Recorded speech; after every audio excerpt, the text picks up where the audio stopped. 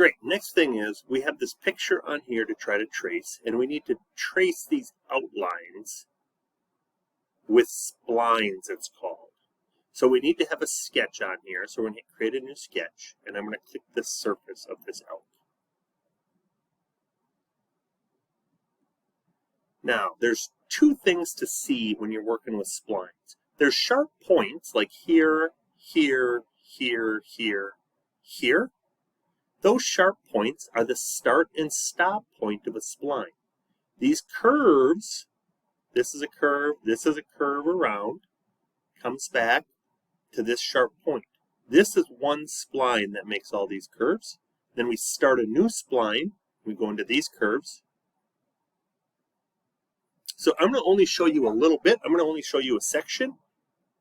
And then I'm going to show you it all complete. So I'm going to start out. I'm going to actually start with a line.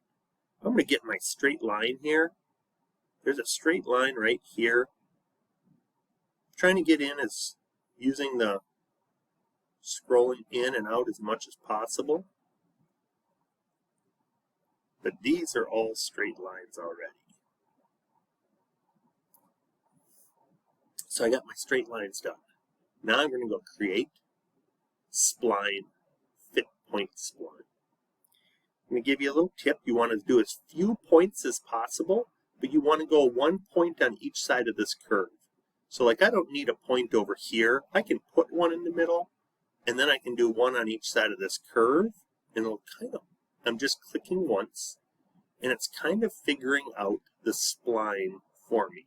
So I'm going to go in the middle here. Then I'm going to come up to this corner right here. And I'm going to hit the green check mark.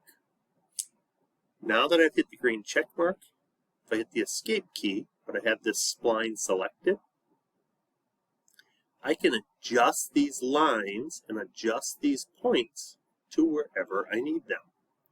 So if I want to correct them, and I'm just getting close, making sure it looks good. So now I have that spline done. I have this line done, coming around to this spline. I'm going to show you the ending of the next spline. So this was a point.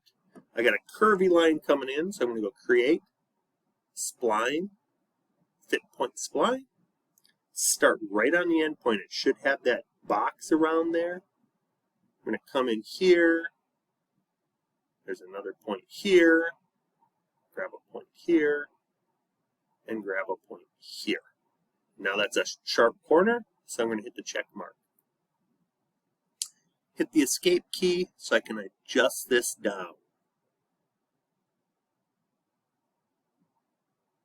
So now I have that flatter coming around that curve. I want this curve right here to come in a little bit. I want this one to come down a little bit. This one here to come down a little bit. And now I have that completely done. So those are the two splines I'm going to show you. I'm going to pause the video. I'm going to complete the splines around the entire piece. Remembering corners is a stop and start of a spline. Corner there, corner at the end of the nose. When I do this ear, it's going to be a curved spline, curved spline, curved spline. 3 splines. All these antlers are points, so they're corners up at the top of the antlers. And I'm going to come and do this back leg. And when I come back, that'll all be done. Okay, now that I've gone around the whole thing, I can see that when I click on it, it turns blue. I've had to get those 2 internal circles as well. When it turns blue like this, it's easier to come around and say, oh, see, I missed this a little bit. Sorry about that, Belle.